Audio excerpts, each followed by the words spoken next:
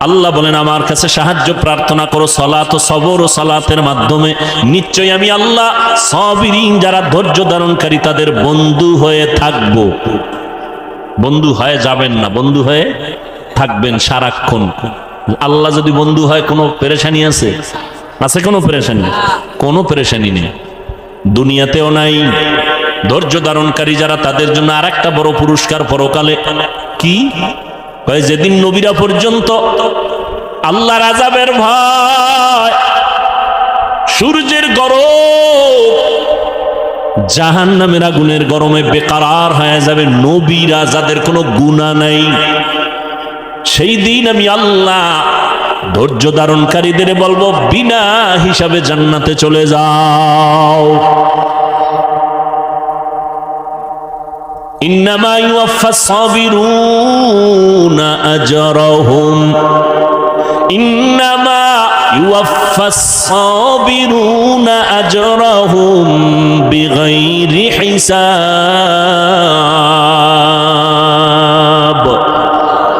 জান্নাত দিবেন বিগাইরে হিসাব। জান্নাত চাইতো ইনশাআল্লাহ, হিসাব দিয়া না হিসাব ছাড়া? হিসাব দিয়া না হিসাব ছাড়া? আল্লাহ কবুল করেন। বেহেশত আযা কে আজারে নবাশত, কসে রাবা কসে করে নবাশু। আল্লাহ তাআলা বলেন আমি 5টা জিনিসের দ্বারা পরীক্ষা নিব। পাস করার জন্য একটা পুঁজি লাগবে। পুঁজির নাম কি? ধৈর্য। ধৈর্যটা হাদিস শরীফে নবী বলেন নিসফুল ঈমান, ঈমানের অর্ধেক হলো ধৈর্যের ভেতরে।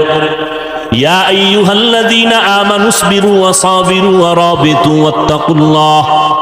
ওয়াত্তাকুল্লাহা লাআল্লাকুম তুফলিহুন। ধৈর্যের উপরে মজবুত হয়ে থাকো। মুসিবতের বেলায় ধৈর্য, মুসিবত আসবেই, ধৈর্য হারা হওয়া যাবে না, পাগল হওয়া যাবে না। আল্লাহর উপরে স্মরণ করে ধৈর্যের সাথে মোকাবেলা করো, দোয়া করো, আল্লাহর কাছে কান্নাকাটি করো। আল্লাহ পাক মুহূর্তের মধ্যে তোমার ধৈর্যের পরীক্ষায় তোমাকে কামিয়াবি দান করবেন। গুনাহের বেলায় ধৈর্য, মুসিবতের বেলায় ধৈর্য। যদি এই ধৈর্য নিয়ে চলতে পারো আমি আল্লাহ তোমাকে পাশ করায় দিব। পরীক্ষা 5টা জিনিসের মধ্যে প্রথম হলো ভয়। ওয়ালা নাবলুওয়ান্নাকুম বিশাইইম মিনাল খাউফি ওয়াল জু'।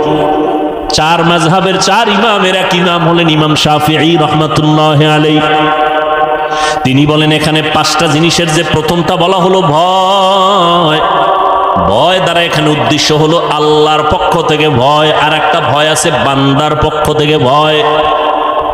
এখানে উদ্দেশ্য হলো আল্লাহর পক্ষ থেকে ভয়। বলে কেমন? কয় বান্দা দাড়ি রাখলে তোমার আত্মীয় স্বজনরা বেজার হয়ে যাবে, দাড়ি কাটলে আল্লাহ বেজার হয়ে যাবে। ঠিক নেই?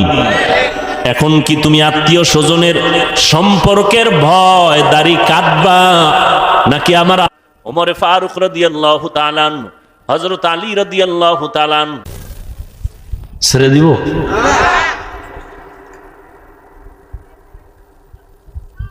কি ব্যারাম, কি বয়ান করলে এরা বসবে আল্লাহ ভালো জানে।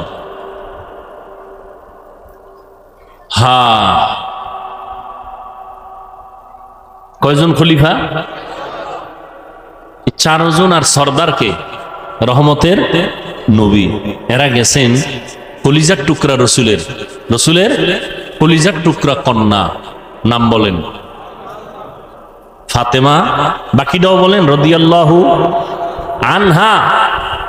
মহিলা সাহাবিয়া, তাদের বেলায় কি বলতে হয়? রাদিয়াল্লাহু আনহা। আর পুরুষ সাহাবী যদি হয় রাদিয়াল্লাহু তাআলা আনহু। নবীজি সহ গেলেন কার ঘরে? ফাতেমা রাদিয়াল্লাহু আনহার ঘরে। ফাতেমা রাদিয়াল্লাহু আনহা মেহমানদারির জন্য একটা সুন্দর পেয়ালায় মধু দিয়েছেন। কি মধু? মধু দিয়েছেন। 4 খলিফার সামনে রহমতের নবী বসে আছেন, মধু দিছে। ভালো না জিনিসটা?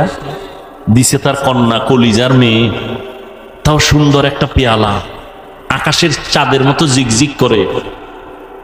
রসুল সামনে, হঠাৎ করে তাকায় দেখে পেয়ালার মধুর মাঝখানে একটা চিকন চুল। কি চুল? ছোট না, অনেক বড়। বড় চুলটা কাদের হয়? পুরুষের না? বর্তমানে বলা মুশকিল, কারণ পুরুষের চুল তো মহিলাদের থেকে লম্বা, ঠিক নেই? স্টাইল মহিলাদের মতো পেছনে খোপা বাঁধে, আবার ভাব লয় এরা সাধক। কি হাদিস শরীফ স্পষ্ট, যেই পুরুষ মহিলার সাজে সাজবে, যেই মহিলা পুরুষের সাজে সাজবে, জাহান্নাম জাহান্নাম জাহান্নাম। এখন তো আবার ওদিকে গেলে তো আর এক ঝামেলা, কি জেন্ডার? হ্যাঁ, মেয়েরা থাকবে আকার আকৃতিতে মেয়ে, কিন্তু ভাবটা দেখাবে পুরুষের মতো, ঠিক না? আর ছেলেরাও ওই ভাব ধরতেছে। মেয়েরা জিন্সে, ছেলেরা প্যান্ট শার্ট পরে, এখন মেয়েরাও, কথা বলে না কেন, পরে। যাই হোক, চুল চিকন। নবীজি কয়, দেখছেন নি আপনারা? ইয়া রাসূলুল্লাহ, দেখছি। কি? মধুর পেয়ালা। ভিতরে কিছু? নজর করে দেয়, হ্যাঁ দেখছি, একটা লম্বা চুল। এখান থেকে একটা মন্তব্য করেন তো এক একজনে। কি? আবু বকর বলে, আমি একটা মন্তব্য করি। বলে কি? মানুষের ঈমান চমকদার পেয়ালার মতো, হ্যাঁ, আমল মধুর মতো মিষ্টি, আমল ইখলাস চুলের মতো চিকন, চুলের মতো চিকন। ওমরে ফারুক, আপনি একটা মন্তব্য করেন। ওমরে ফারুক বলেন, ইয়া রাসূলুল্লাহ, আমি একটা মন্তব্য করি। দুনিয়ার চেয়ারে বসাটা পেয়ালার মতো চমকদার, আদল ইনসাফ প্রতিষ্ঠা করা, ক্ষমতায় বসিয়া মানুষের শাসন করা মধুর মতো মজা, কিন্তু ইনসাফ বজায় রাখা চুলের মতো কঠিন। চেয়ারেও বইছে, খুব মজা। চেয়ারে বলে একটা ভাবই তো আলাদা। কি ভাব? আলাদা। মানুষের বিচার আচার করে, এখানেও একটা মজা আছে না নাই? ডানেও টাকা, বামেও টাকা। ইনসাফ ঠিক রাখা কির মতো কঠিন? চুলের মতো কঠিন। ওসমান রাদিয়াল্লাহু তাআলা আনহু বলেন, ইয়া রাসূলুল্লাহ, আমিও একটা মন্তব্য করি। বলে, করেন। রহমতের নবী আমার,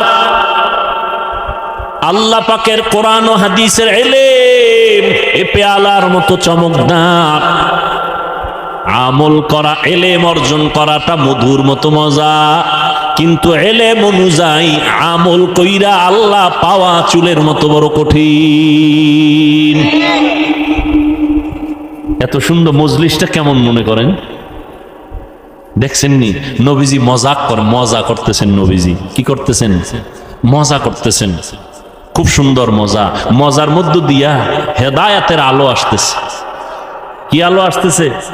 আর আমগো মজার ভিতরে দিয়া গুনাহ আসতেছে। গুনাহ, মজা করি গুনাহ দিয়ে। নাউযুবিল্লাহি মিন যালিক। আল্লাহ হেদায়াত দান করুন।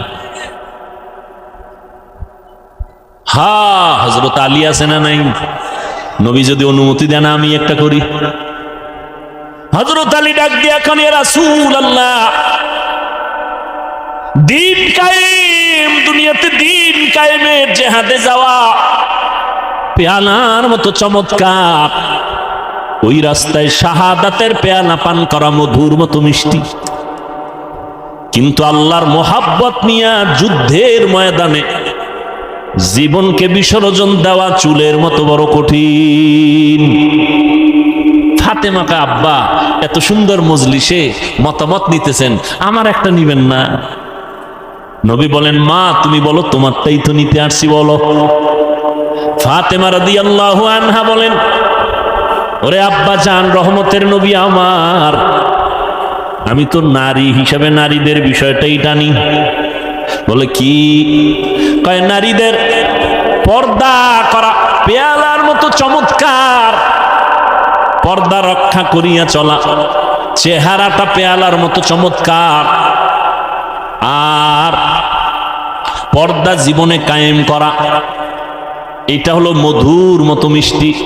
কারণ যেই মেয়েটা হাত কাউকে দেখায় না, চেহারাটা কাউকে দেখায় না, ওর একটা ভেতরে পাওয়ার থাকে আলাদা, সতীত্ব নষ্ট করে না, এর পাওয়ার আলাদা। ফাতেমা বলেন, ইয়া রাসূলুল্লাহ, কিন্তু বেগানার নজর থেকে নিজেকে বাঁচাইয়া রাখা চুলের মতো কঠিন।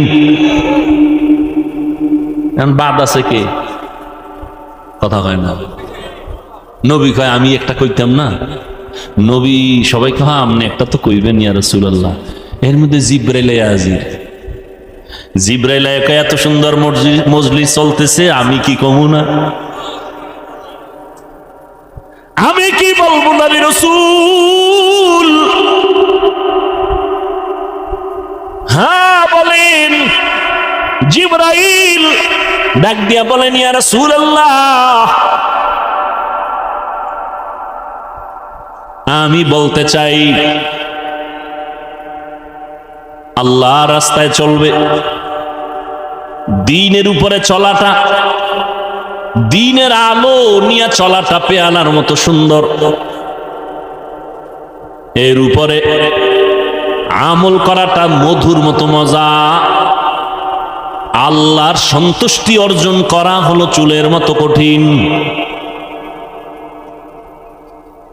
জিব্রাইল কয় আপনাকে মজলিস দেখা আল্লাহও কিছু কইতে চাইছেন, আল্লাহও বলতে চান। আল্লাহ, নবী বলেন আল্লাহ বলার আগে আমারটা বইল লই। নবী বলেন আমি আল্লাহর মারিফত অর্জন করা পেয়ালার মতো চমৎকার, চমকদার। আর মারিফতের মজা অন্তরে জমা করার নাম মধুর মতো মিষ্টি। আল্লাহর পরিচয় লাভের নাম মারিফত। মারিফতটা পেয়ালার মতো চমৎকার, আর আল্লাহর পরিচয় অন্তরে ধারণ করা হলো মধুর মতো মিষ্টি। কারণ যার মধ্যে আল্লাহর পরিচয় একবার আসবে, সে হবে আল্লাহর আশিক। ও যুবক, তুমিও মুসলমান, আমিও মুসলমান, তোমার আল্লাহ আমার আল্লাহ এক, তোমার নবী আমার নবী এক, তোমার ধর্ম আমার ধর্ম এক, তোমার কাবা আমার কাবা এক, তোমার কালেমা আমার কালেমা এক। ও নবীর আশিক, তুমি যে আল্লাহর গোলাম, আমিও সে আল্লাহর গোলাম, তুমিও যে নবীর উম্মত, আমিও সে নবীর উম্মত। তুমি যে কালেমা পড়েছো, আমিও সেই কালেমা পড়েছি। তোমার যে কাবা, আমারও সেই কাবা। তোমার যে ধর্ম, আমারই সে একই ধর্ম। অথচ তোমাকে পায়ে ধরে ধরে ধরে ধরে বয়ান করার পরেও তুমি দাড়ি রাখতে চাও না। আমি দাড়ি কাটতে লজ্জা পাই, তুমি দাড়ি রাখতে লজ্জা পাও। তুমি কেমন মুসলমান? আমি টুপি মাথায় না দিলে লজ্জা লাগে, তুমি মাথায় টুপি দিতে লজ্জা লাগে। তুমি কেমন মুসলমান? আমি আল্লাহর ঘর মসজিদে না ঢুকলে লজ্জা লাগে, তোমার মসজিদে ঢুকতে লজ্জা লাগে। তুমি কেমন মুসলমান? আজকে তো হিন্দুদের যদি এত কষ্ট করে বয়ান করতাম অনেক লাভ হতো। 6 মাসও লাগতো না, আমার দেশের হিন্দু বৌদ্ধ দল মদিনার আশেক হয়ে যেত ইনশাআল্লাহ। কিন্তু 12 মাস কুত্তার মতো দৌড়াই। সব আলেম ওলামারা না খাওন আছে, না ঘুম আছে, না সুস্থতা আছে, এত পেরেশানি করে পাও ধরে ধরে ধরে ধরে বয়ান করি।